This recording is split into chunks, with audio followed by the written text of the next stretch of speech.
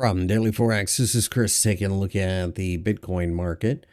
You can see Bitcoin has initially fallen during the trading session and really has not gotten back up from the initial plunge. With that being the case, I think you have to look at this as a market that doesn't know what to do with itself because, quite frankly, we just got the ETF and all we have done since then has been falling. So with that being the case, I think you have to look at Bitcoin as a market that's in serious trouble because this has been yet another sell the news type of event. If you remember when we originally had the futures contract released, that was the actual top of Bitcoin in the first bull market.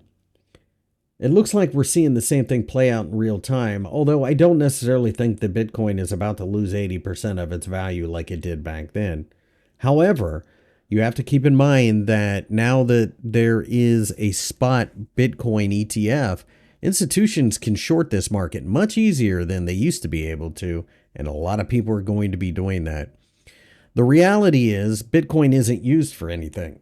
Not really. It's such a minuscule market that it's really easy to push around.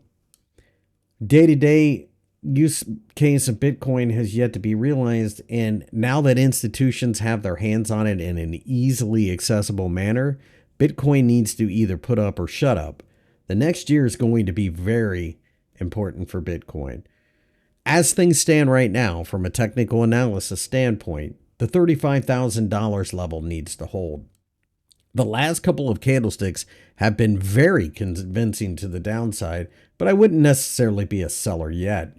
If we break down below 35,000, it's very likely we'll lose another 10,000 after that. The 200-day EMA will more likely than not coincide with that region as well, so that is also something to pay attention to. Either way, we're about to see some type of decision made with Bitcoin that could last for quite some time.